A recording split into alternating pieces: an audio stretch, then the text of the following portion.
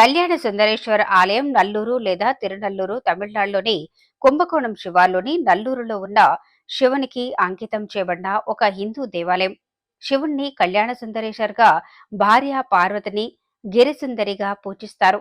ఈ ఆలయం త్రిమూర్తుల్లో లయకారుడైన శివుని నివాసం. ఈ ఆలయాన్ని ప్రజలు అత్యంత భక్తి శ్రద్ధలతో పూజిస్తారు. అంతేకాదు, ఈ ఆలయం ప్రత్యేకమైన శిల్పాలు, శిల్పకళకు ప్రసిద్ధి చెందింది.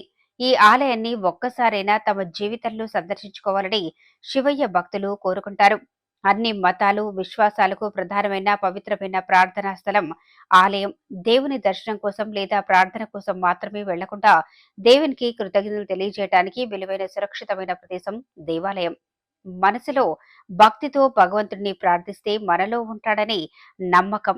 కోరిన కోరికలు తీరుస్తూ భక్తులను సంతృప్తి పరుస్తారు. దేశంలోని మూల మూలల్లో ఉండే ఉత్తరం నుండి దక్షిణం వరకు, తూర్పు నుండి పడమట వరకు వివిధ రకాల దేవుళ్ల ఆలయాలు ఉన్నాయి.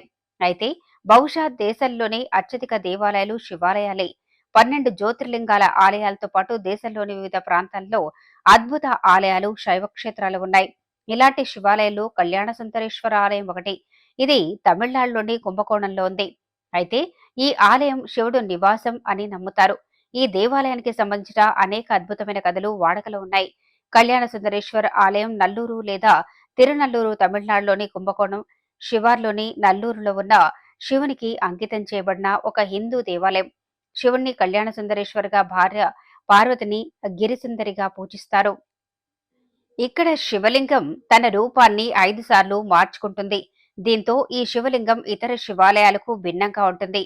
ఆలయంలో జరిగే ఈ వింత దైవిక ఘటన అని భక్తులు భావిస్తారు. ఈ మిస్టరీని ఛేదించడానికి శాస్త్రజ్ఞులు అనేక ప్రయత్నాలు చేశారు.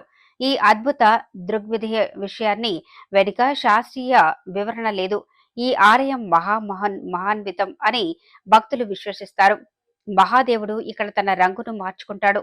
స్వయంగా రంగులు మార్చుకునే శివయ్యను ఏ రంగులో ఉండగా దర్శించుకోవాలనేది భక్తులే నిర్ణయించుకోవాలి. ఎందుకంటే ఇక్కడ పగలు, రాత్రి అనే తేడా లేకుండా వేర్వేరు సమయాల్లో శివయ్యను 5 రంగుల్లో కనిపించే లింగాన్ని చూడొచ్చు.